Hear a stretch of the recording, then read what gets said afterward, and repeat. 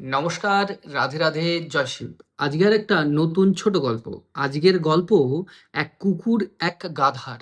একবার এক কুকুর আর এক গাধার মধ্যে ভীষণ তর্ক বিতর্ক শুরু হয়ে যায় এবং সেই জায়গাতে দাঁড়িয়ে কুকুর বলে যে ঠিক আছে, যে এইখান থেকে পুরো গ্রামটাকে ঘুরে আসতে পারবে সবার আগে সেই এই গ্রামের রাজা হবে।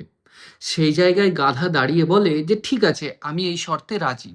এবং শর্ত মতন দুজন সেখান থেকে দৌড় শুরু করে এবং দৌড় শুরু করে কুকুর মনে করে যে আমি তো অনেক শক্তিশালী আর আমি অনেক জোরে দৌড়াতে পারবো, তাই গাধাকে হারানো আমার পক্ষে কোনো ব্যাপারই না। কিন্তু কুকুর জানতোই না যে প্রতিটা মোড়ে মোড়ে একটা করে কুকুরের দল আছে।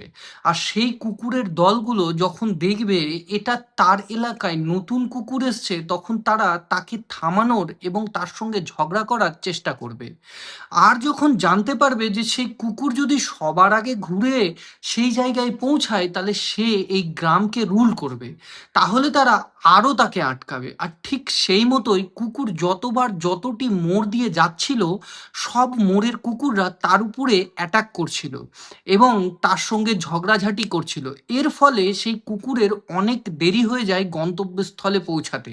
এবং গন্তব্যস্থলে কুকুর পৌঁছে দেখে যে গাধা অলরেডি আগে পৌঁছে গেছে এবং সে এই গ্রামকে রুল করছে।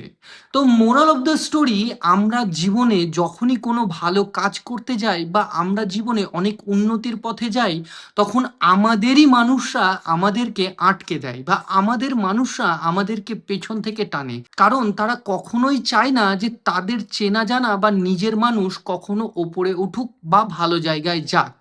সেই জন্য সবসময় জেনে রাখবেন যে ভগবান যখন কাউকে আপনার কাছ থেকে দূরে করে, তার পিছনে নিশ্চয়ই আপনার বড় হওয়ার কোনো কারণ লুকিয়ে আছে। তাই কোনোভাবেই কোনো কিছুকে নিয়ে মন খারাপ না করে জীবনে এগিয়ে যান। আর কে কি বলল সেই নিয়ে না ভেবে নিজের জীবনে কি করে উন্নতি করবেন সেটা করতে থাকুন। নমস্কার, আজকের মতো এই পর্যন্তই। দেখা হচ্ছে পরের গল্পে।